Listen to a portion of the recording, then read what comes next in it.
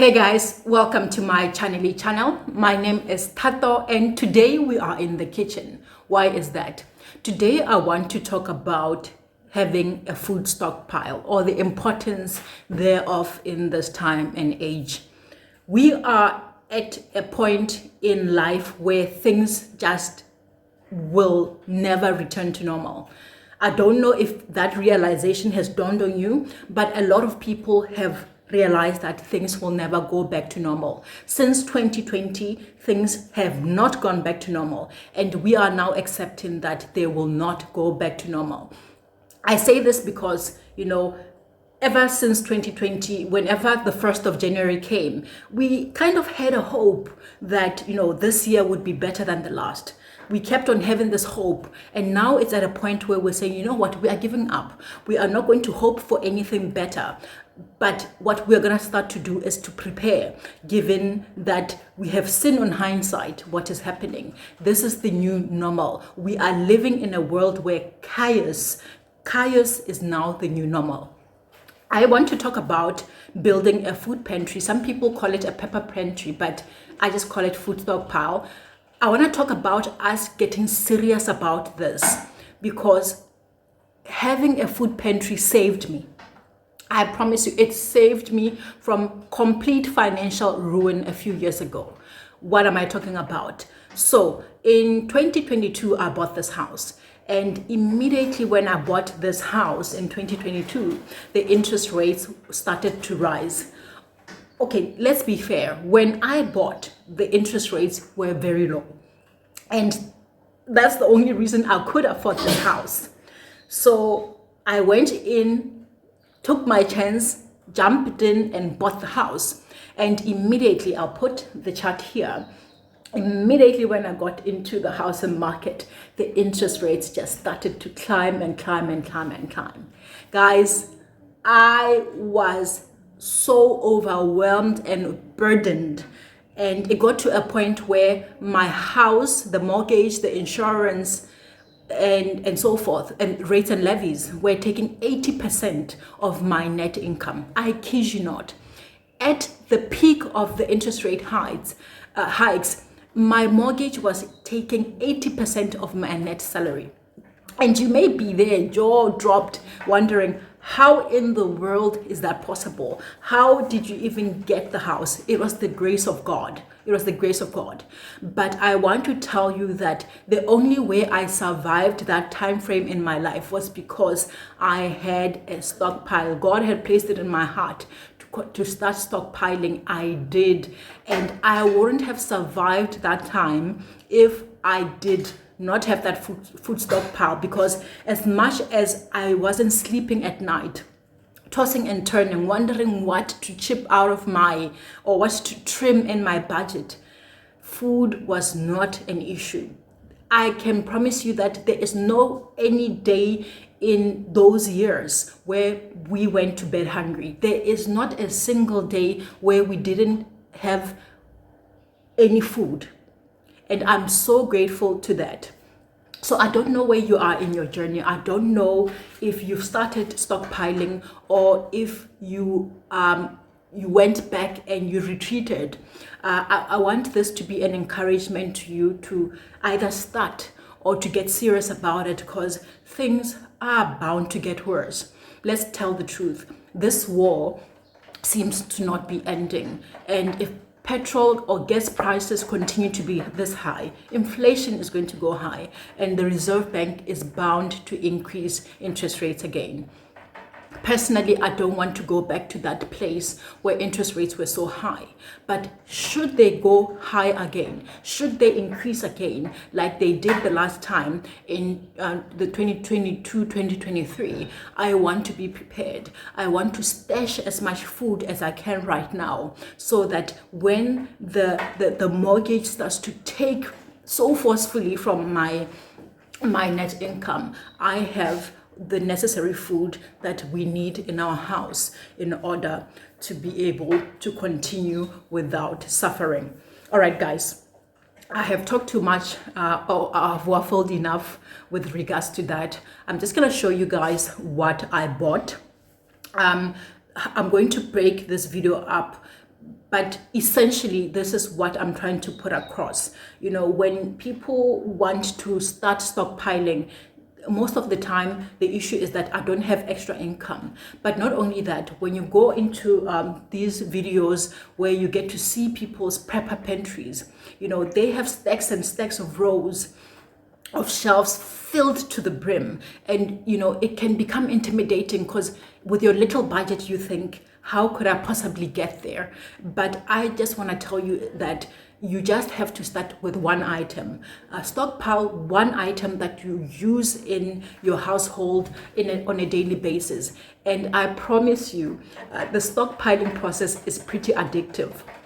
Once you do that, you're going to have this urge to go buy something else. You're going to have this urge to put extra into it.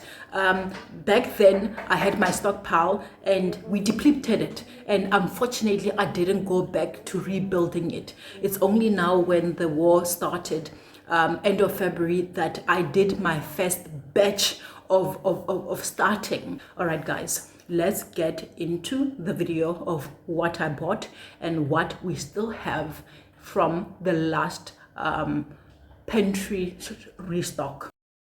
These are the things that I spent my 1,000 rands on for this restock. I'm going to go into details explaining why.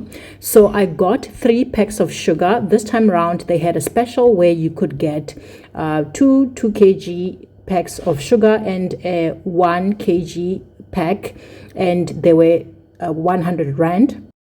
I also got these canned tomatoes. These are a core staple in our household. I got 14 in total. It was buy 7 for 100 rand. These are an essential because my son loves spaghetti and mince.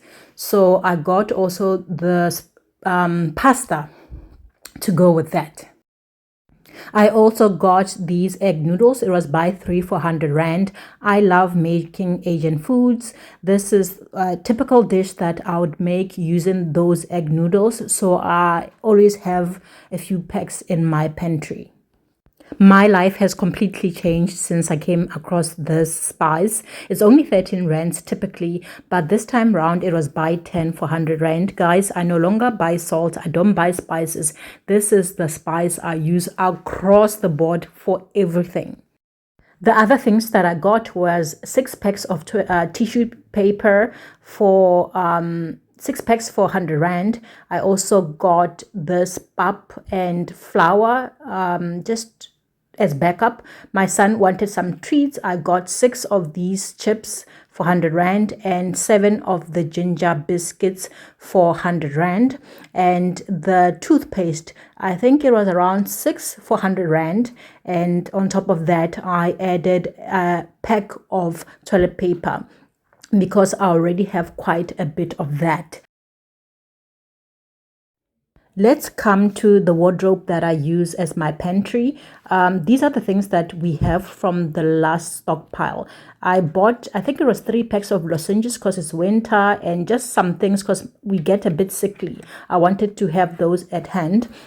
You can see here that I still have tissues from the last time, so I really shouldn't have bought this time around. And back there we have 2 packs of 18 2-ply toilet paper. Here we have the food stuff, again the star of the show, those canned tomatoes. I also have these spices that I bought. I think this is a pancake mix for my son, some popcorns, some samp, aromat, core staple, flour, and I was left with only 1 pack of sugar because last time I also got 3, so we went through 2. I bake a lot these days, and I only had 1 pack of egg noodles left, so that's why I topped up again. You can see here that we have more of the canned tomatoes, some oil, some pastas here, and we were left with only 2 spaghetti packs. That's why I needed to replenish. We go through those a lot. I have 4 packs of couscous here, and just a variety of canned beans, butter beans, chickpeas, red kidney beans. I try and stock a few of these. I don't like beans, but I thought, hey, these stay in the cupboard for a long time.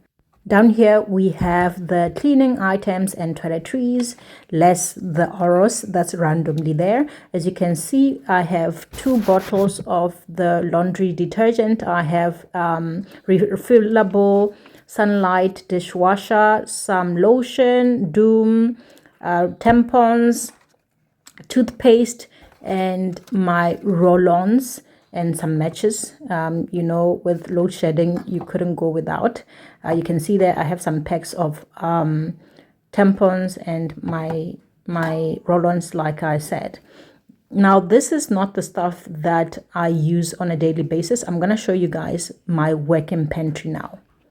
It's a bit of a mess here, but this is where we would go on a daily basis if we needed something. So like if I needed tampons, these would be the ones I grab first before I go to the other cupboard. Laundry soap. This is old cotton balls, wet wipes, toothpaste. These are the ones that we would get first before we go and utilize the other ones that I just showed you. I have some toilet paper back there. I have some Domestos bleach in here, and I also have some shower gels. So these are the things that we are using on a daily basis, and as you can see, this toilet paper here is open. So let me tell you guys my strategy. I've decided that every 3 months I'm going to spend 1,000 extra on my budget, just dedicated for stockpiling. I don't go and buy everything every 3 months. I go and buy a bulk of a certain item that is low priced in that 3 months, or a few items, because usually I never buy one item for 1,000. So for example, I use Food Lovers. End of February, they had the 100 Rand deal, and I went and I bought lots of toilet paper, I bought cooking oil, I bought sugar, 3 packs of 2 kg sugar, and so forth, right? And I love buying the canned tomatoes. And they now had another one end of May, so 3 months later, they had another one. I took 1,000 and I went and did the same thing. And the whole point is to say, you might say, okay, if, for example, you're going to use Food Lovers, you are going to budget 200. If you're going to budget 200, because that's what you can afford, when the time comes, you're going to look at that catalog and say, what of these things can I buy? For example, I used canned tomatoes a lot, like I said. If you have 200, usually they have the buy 7 for 100 Rand.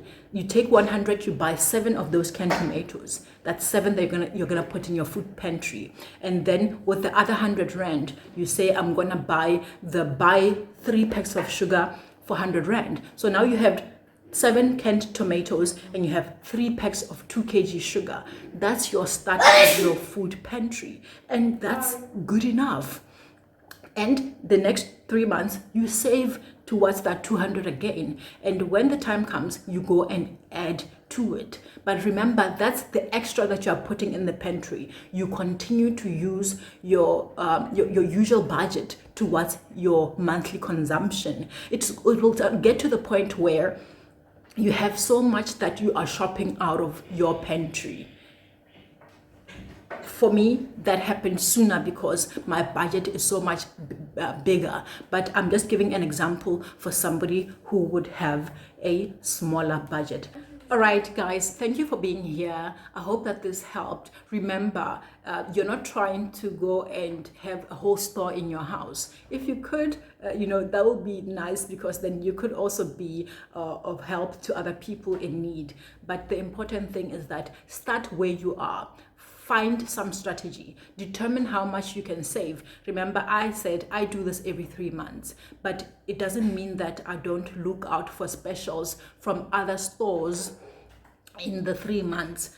If Checkers has a deal that I think is a very good deal, I do take whatever I've saved in between and I go and buy that item, because the point is to save as much as you can. Get it at the lowest price when you see it. so that you don't have to go and buy it later at a higher price. Guys, I hope that this helped whoever it is who needed the help. I want to continue to build on the stockpile, but I want us to have a discussion in the comment section. What are you doing in order to prepare for this possible worst case scenario, that or worst eventuality that we seem to be heading towards? Are you stockpiling? And if you're stockpiling, what is your strategy? What are you doing? Share. My strategy need not serve other people, and it might not even be the best strategy. So share your strategy in the comment section, and we can all just feed from each other and enrich each other, so that at the end of the day, we all benefit. Guys, I'm gonna catch you in the next video. Till the next time. Cheers.